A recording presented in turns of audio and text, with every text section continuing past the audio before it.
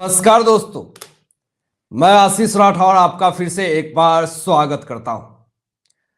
कल पूरे देश में सीएए लागू हो गया, सिटीजनशिप अमेंडमेंट एक्ट, और इससे विरोधी गैंग पूरी तरीके से बौखलाने लगा। जैसे ही सीएए लागू होता है, नोटिफिकेशन मिलता है, वैसे ही विरोधियों के तरफ से नकारात्मकता फैलाने की हवा तेज होने लगती है। दोस्तों, आज बात करेंगे इस वीडियो में कि कैसे जब सीएए लागू हो जाता है तो आज सुप्रीम कोर्ट में इंडियन यूनियन मुस्लिम लीग भी पहुंच चुका अपनी याचिका लेकर के। और सिर्फ नाम इंडियन लगा लेने से इंडियन यूनियन मुस्लिम लीग इंडियन नहीं हो जाएगा। आखिर सुप्रीम कोर्ट में क्या याचिका लेकर के इंडियन यूनियन मुस्लिम लीग लेकर के पहुंचा, इस विषय में बात करेंगे। लेकिन विरोधी गैंग पूरी तरीके से सीएए का विरोध कर रहा है और आज तो केजरीवाल ने भी स्टेटमेंट दे दिया। और केजरीवाल के स्टेटमेंट के बाद से पूरी तरीके से हवा ही बदल गई। और उन्होंने क्या स्टेटमेंट दिया है, इस विषय में बात करेंगे। लेकिन पहले आप ये थोड़ा सा समझ लीजिए, बहुत ही आसान शब्दों में आपको मैं समझाऊंगा दोस्तों, कि सीएए जो कानून है, इससे आखिर विरोधी गैंग क्यों परेशान है। ये जो नागरिकता संशोधन कानून है, इससे क्यों विपक्ष को इतनी बेचैनी है।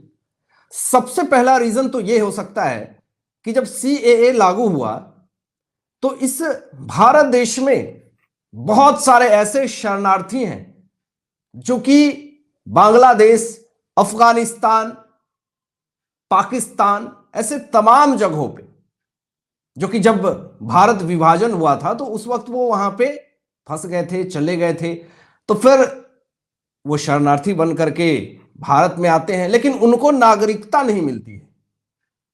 ये जितने भी गैर मुस्लिम शरणार्थी जो भारत में आए, उनको नागरिकता नहीं दिया गया। कांग्रेस हमेशा कहती रही कि नागरिकता दे देंगे वोट लेने के चक्कर में, लेकिन उनको नागरिकता नहीं मिला। बहुत सारे ऐसे लोग जो कि पाकिस्तान में फंसे हुए थे, हिंदू भाई बहन जिनके साथ पाकिस्तानी आक्रामकता वाली व्यवहार करते थे, उन्हें भारत माता की गोद में आने का मौका मिला, लेकिन कांग्रेसियों ने कभी भी उनको नागरिकता देने से मनाही कर दी। जब भारत विभाजन हुआ तो उस वक्त बहुत सारे ऐसे हिंदू भाई बहन जो अफगानिस्तान, बांग्लादेश, पाकिस्तान में फंस गए थे, तो उस वक्त जब भारत आने की कोशिश करी तो उस वक्त जवाहरलाल नेहरू कहते थे सब एक है, रहो, कोई दिक्कत नहीं, हम तुम्हें बुला लेंगे। उस वक्त भी सीएए लागू करने की बात हो रही थी, लेकिन इस पे भी राजनीति हुई, पॉलिटिक्स हुआ और लोग फंस गए। वो तो शुक्रगुजार कि मोदी सरकार, जिसने उन तमाम फंसे हुए जो हमारे हिंदू भाई बहन जो मुस्लिम देश में जाकर के फंसे थे, दलित लोग जो फंसे थे, उनको निकालने का काम किया और भारत देश उनको नागरिकता देने का जिम्मा उठाया। उसके लिए आवेदन कर सकते हैं, उसके लिए सारे नियमन कानून है, वो सब आप जाकर के देख सकते हैं। लेकिन दोस्तों, कोरोना की वजह से थोड़ा विलंब हो गया, नहीं तो सीएए कोरोना के पहले ही लागू हो गया होता। अभी देखिए कि जो इसमें हिंदू, सिख, पारसी, ईसाई, ऐसे तमाम लोग जो पाकिस्तान में रहते थे, बांग्लादेश में रहते थे, अफगानिस्तान में रहते थे, वो लोग जो भारत में आए हैं, उनको नागरिकता देने का ये कानून है। आसान शब्दों में आप ये समझ लीजिए, 2019 में संसद में पारित कराया गया था। उसके बाद से सीएए को लेकर के पूरी तरीके से विरोधी गैंग जो है वो इसका हमेशा से विरोध करता रहा है। देखिए, अब यहां पे मामला, अब आपको मैं बताता हूं यहां पे मामला कैसे, अब केजरीवाल इसमें कूद चुके हैं इस मामले में। और केजरीवाल सीधा, अब देखिए, ये अगर सीएए का अगर समर्थन करते हैं तो मुस्लिम समुदाय जो है वो नाराज हो जाएंगे।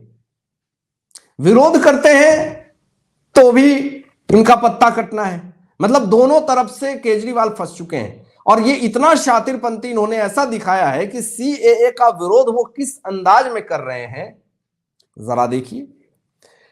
यहां पर केजरीवाल हिंदू मुस्लिम नहीं कर रहे हैं, वो अलग अंदाज में ही सीएए का विरोध कर रहे हैं। और इनकी शातिरपंथी हमेशा से एक अलग लेवल की होती है, लोग समझ पाते नहीं है।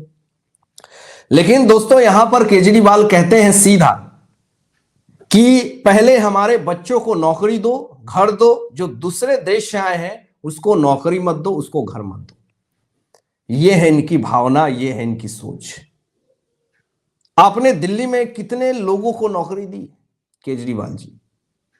इसका डेटा है आपके पास। और आप ये सीधा जो टारगेट कर रहे हैं, ऐसा लगता हो कि जो दूसरे देश में जो फंसे हुए हिंदू भाई बहन दलित हैं, उनके लिए आपको कोई भावना ही नहीं है। आप सीधा ये बात कह रहे हैं कि जो हमारे देश में पहले है उसको देखो, दूसरे देश के लोगों को बसाने का कोई मतलब नहीं है। इससे समझिए कि अरविंद केजरीवाल ने सीएए का विरोध तो कर दिया, लेकिन बीच में आप नौकरी, बेरोजगारी और घर, महंगाई ये मुद्दा लेकर के आ गए। ये इसलिए मैं कहता हूं ये बहुत शातिर इंसान है। सीएए का विरोध तो कर रहे हैं लेकिन दम अलग अंदाज में कर रहे हैं, सामने वाला पकड़ ही नहीं पाएगा। लेकिन हमने आपको पॉइंट आउट करवाया। यहां पे यह भी आरोप केजरीवाल लगाते हैं कि अपनी वोट बैंक बढ़ाने के लिए मोदी सरकार पड़ोसी देशों के लोगों को भारत में बसाना चाहती है। इसमें क्या गलत हो गया अरविंद केजरीवाल जी? जो हमारे हिंदू भाई बहन, जो दलित लोग, जो अलग देश में उनके साथ अभद्रता हो रही है, आक्रामकता हो रही है, उनके साथ अत्याचार हो रहा है, अगर वो भारत देश की, भारत माता की गोद में अगर आना चाहते हैं तो आपको क्या दिक्कत हो रही है? आप उनको घर दे रहे हैं, आप उनको रोजगार दे रहे हैं, आप उनकी जिंदगी चला रहे हैं। आप तो दिल्ली के जो बस कर्मचारी हैं, बस मार्शल के कर्मचारी हैं, उसकी पगार तो दे नहीं पा रहे हैं और आप तमाशा करने चले हैं आप, और आपको बहुत दिक्कत हो रही है उनकी नौकरी को लेकर के, घर को लेकर के। पहले जो आपकी अथॉरिटी है, जो आप कर सकते हैं, वो तो आप दिल्ली की जनता के लिए कर नहीं रहे। और जो वर्तमान सरकार अगर उन तमाम लोगों के लिए अगर कुछ अच्छा सोच रही है, अच्छा कर रही है, तो उसका समर्थन करने के बजाय आप उनका बहिष्कार कर रहे हैं, विरोध कर रहे हैं। शर्म कीजिए। आगे अरविंद केजरीवाल ये भी कहते हैं कि पिछले 10 सालों में 11 लाख से ज्यादा व्यापारी बीजेपी सरकार की नीतियों से, अत्याचार से तंग आकर के देश छोड़ करके चली गई है। इस स्टेटमेंट को सुन लिया आपने। अब देखिए अरविंद केजरीवाल जी, 9-10 साल आपकी भी सत्ता के हो गए हैं, सीएम बने हुए, और आप बीजेपी पे जो आरोप लगा रहे हैं कि 10 सालों में 11 लाख लोग बीजेपी से परेशान होकर के देश छोड़ करके चले गए हैं, तो सबसे पहला तो ये आरोप बेबुनियाद झूठा है। अगर इसका आपके पास डिटेल है और कुछ प्रूफ है तो आपने जो ट्वीट करा है उसकी भी आप अगर प्रूफ पब्लिश कर देते तो ज्यादा अच्छा होता। आप सिर्फ लिख करके विदाउट डेटा, विदाउट प्रूफ कुछ भी लिख सकते हैं, आप नेता है, आपको अथॉरिटी है, लेकिन क्या वो आंकड़ा आपको याद है जब यमुना का पानी बढ़ गया था और दिल्ली में बाढ़ आ गई थी और लोग परेशान थे, और आज भी सीवर का पानी, नाले का पानी लोगों के घर में जाता है, सड़कें टूटी हुई हैं, और जब यमुना का पानी बढ़ा था तो चारों तरफ बाढ़ और यहां तक कि लाल किला तक भी पानी पहुंच गया था। उस वक्त आपको पता है केजरीवाल जी, कितने बिजनेसमैन, कितने व्यापारी दिल्ली नहीं आ पाते थे और उनका व्यापार ठप हो गया था। वो चाहते थे कि किसी तरीके से हमारा व्यापार बढ़े, लेकिन उस वक्त कितने व्यापारी को नुकसान हुआ था। और उस वक्त जब बाढ़ जैसी स्थिति, यमुना का पानी जब पूरा फ्लो बढ़ रहा था, तो उस वक्त आप तो शीश महल में 52 करोड़ के घर में चुपचाप थे, लेकिन उस वक्त कितने व्यापारी को दुख हुआ था और कितना नुकसान हुआ था, शायद आपको पता नहीं है।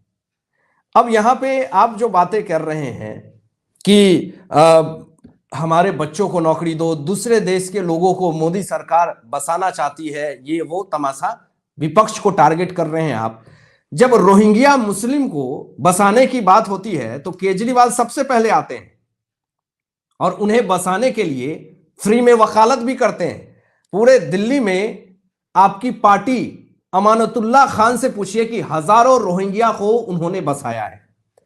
दलित हिंदू को अगर नागरिकता देने की बात अगर बीजेपी करती ही है तो इससे आपको क्या दिक्कत हो रही है? आपको कितनी ममोर पेट में आपको ममोर शुरू हो गई है? आखिर क्या बात है? देखिए, सच्चाई यही है कि अरविंद केजरीवाल को अब ये लगने लगा है कि जो अफगानिस्तान, बांग्लादेश, पाकिस्तान में जो हिंदू, जो दलित, जो सारे सिख लोग जो वहां पे मजबूरी में रह रहे थे, अत्याचार पा रहे थे और उनको भारत में नागरिकता नहीं मिल रहा है, तो बीजेपी उन्हें नागरिकता देगी। और इसमें कितने लाखों लोग होंगे दोस्तों, और उसका वोट किसे मिलेगा? उसका वोट सीधा मोदी सरकार को मिलेगा। और यही सबसे बड़ी दिक्कत अरविंद केजरीवाल को हो रही है, और होनी भी चाहिए। देखिए, मोदी जी का जो टारगेट है कि 400 प्लस पार, ये सीएए एक मास्टर स्ट्रोक प्लान है अमित शाह और मोदी जी के लिए, और एक ब्रह्मास्त्र है। और सच में 400 प्लस पार होना ये तो बहुत आसान हो गया। देखिए, अरविंद केजरीवाल वो हिंदू भाई बहन की दर्द को, फीलिंग को नहीं समझ पा रहे हैं जो पाकिस्तान में तड़प रहे थे, और भारत माता की गोद में आने का उन्हें मौका मिल रहा है, तो आप उसका विरोध कर रहे हैं। जरा शर्म कीजिए। आज तो हद ही हो गई। इंडियन यूनियन मुस्लिम लीग ने सुप्रीम कोर्ट में एक याचिका दायर कर दी दोस्तों, और यह सीएए के पूरे विरोध में याचिका डाली गई है। और इसमें आपको मैं बता दूं कि सीएए नियम 2024 पर रोक लगाने के लिए एक याचिका दायर की गई है, और इंडियन यूनियन मुस्लिम लीग ने अपनी याचिका में सीएए नियमों को प्रथम दृष्टया असंवैधानिक बताया है। अब सोचिए कि सबसे ज्यादा अगर दिक्कत हो रही है तो ओवैसी को दिक्कत हो रही है, मुस्लिम समुदाय के लोगों को दिक्कत हो रही है, इंडियन यूनियन मुस्लिम लीग को दिक्कत हो रही है, फिर से शाहीन बाग क्या करेंगे ये, और सारे लोग जो विपक्ष हैं वो पूरी तरीके से तमाशा बना करके रख दिया, और पूरी तरीके से लोग जो हैं वो इसको सीएए कानून को नकारात्मक करने की कोशिश में है। तो यहां पर अब पूरी तरीके से मोदी सरकार का भी औजार जो है वो तैयार है, इन लोगों के लिए लाठी डंडा भी पूरी तरीके से तैयार है। अगर ऐसा कुछ भी इन लोगों ने किया तो असम में तो पहले से, बिहार में भी, यूपी में भी, तमाम जगहों पे पुलिस तैनात है, और चूं तक लोग नहीं कर पाएंगे, क्योंकि सीएए कानून देश के हित के लिए है। अब आप क्या सोचते हैं दोस्तों? इन तमाम मुद्दों पे अपनी विचार व्यक्त कीजिएगा, और ऐसे ही लेटेस्ट अपडेट पाने के लिए इस चैनल को सब्सक्राइब करके बेल आइकन प्रेस कर लीजिएगा, और अपने दोस्तों में शेयर कीजिएगा। Thanks for watching my video. जय हिंद, सत्यमेव जयते।